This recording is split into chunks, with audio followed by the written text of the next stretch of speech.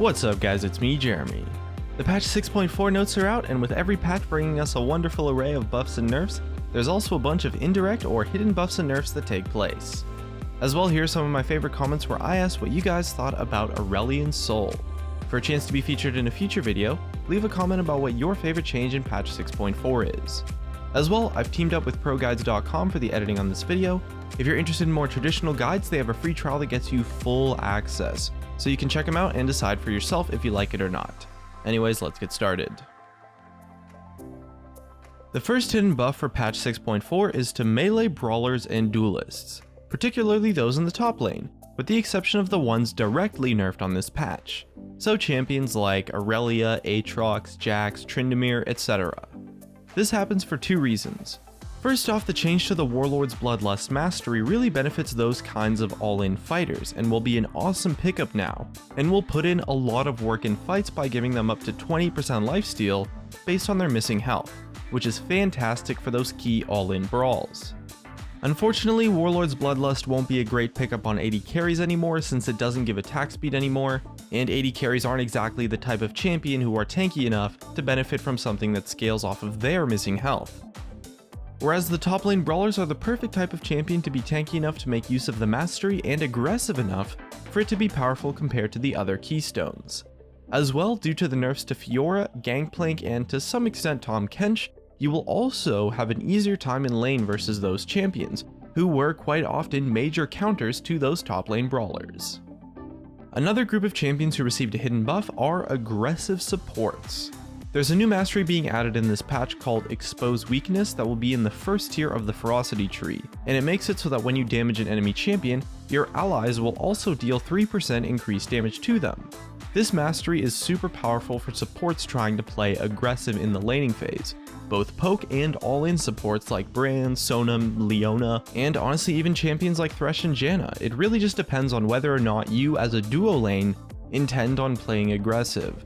And if you are, it's a great option that will give you a lot more trading power. As a result, those AD carries especially and supports who are not lane dominant will be at somewhat of a disadvantage, since they won't be able to make use of this new mastery. So we can expect the bottom lane matchups to maybe start to shift a small amount towards more aggressive lanes, potentially. It really just depends on how powerful this mastery will end up being overall. The next group of champions who received an indirect buff is anyone who can build Mura Mana as a viable item. Manamune as a part of the build path to Mura Mana was buffed on this patch by making the passive stack up a little faster, and as well the changes to Mura Mana's toggle make the item a lot easier to use and more reliable, and thus a little bit stronger too. Mura Mana was an item that used to be kind of counterintuitive to toggle on or off, and the new changes make it so that you really just never have to worry about that at all, and overall just make the item so much easier to use, not to mention a little bit faster to pick up too, so the champions that could benefit from it get a little bit of a step up. As well, tank and warrior based junglers are getting a nice boost on this patch. This one's happening for two different reasons. First off, we have the nerfs to Xin Zhao and Udyr, who are very strong counters versus those types of junglers, since their 1v1 potential versus them was a lot stronger, and they were generally just bad matchups for tank and warrior junglers. As well, the nerf to Runic Echoes means that the champions in the jungle who aren't building that item get a little bit of a step up. I guess that nerf kind of affects Devourer junglers too a tiny bit, but it's definitely not as much as the warrior and especially the tank junglers, at least in my eyes, since those were some of the worst matchups for those types of champions. And our last group of champions that received an indirect buff is going to be champions like Diana middle, Cho'Gath middle, and other similar types of mid lane champions who counter Katarina. The buff to Katarina on this patch is pretty big and gives a lot of power to her early laning phase, which previously was one of her biggest weaknesses to take advantage of. Diana and Cho'Gath are great counters to Katarina in the mid lane, as are quite a few other champions, and with this buff, Katarina is very likely to get played a lot more now, meaning that those champions can get a good matchup in lane a lot more often. Next up, let's take a look at some of the more significant indirect nerfs, starting with the champions who heavily rely on crowd control to land their combos. Champions like Twisted Fate, Veigar, maybe someone like Ryze I guess. Anyone who relies on crowd control in their kit gets a little bit of a hit because Mercury Treads have received a pretty solid buff on this patch, and that item is a great counter to those types of champions, even more so now that it has higher tenacity. Merc Treads often shuts down the full ability combo of those champions, or at least makes it a lot more difficult to land, and with the buff it's a lot more enticing to buy, and you're going to see it purchased a lot more.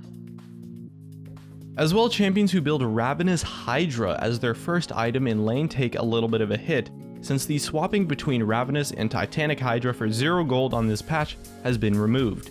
Previously, those champions would often build the build path of Titanic Hydra in the early game, since it was a lot better for the early laning phase, and then after the item is finished, swap immediately to Ravenous Hydra, which you will no longer be able to do, and will be forced to build the inferior build path of Ravenous Hydra for the laning phase if you want to pick up that item. Alright, now that we've gone over some of the indirect buffs and nerfs on this patch, let's take a look at what you can expect will go down in patch 6.4. First off, the Jhin buff is probably the biggest buff of the entire patch, and with significant changes to a total of 7 AD carry champions in patch 6.4, you can expect the bot lane meta to shift around quite a bit. So maybe try out Jhin or some of the other buffed AD carries if you hadn't already. Since some AD carries were nerfed and some were buffed though, I considered it a power neutral change overall for the untouched AD carries, but there is still a lot of potential for one of the AD carries that wasn't touched at all on this patch to find a newfound power in the meta. And with the support mastery changes, it's possible we'll see a reasonable shift in the bot lane meta for the laning phase as a whole. As well, the Katarina buff was a significant boost to her laning phase and really should not be underestimated. Consider playing her, banning her, or maybe playing counters to her now, as we're likely going to see a lot more Katarina being played in games once people realize that she's a lot stronger now.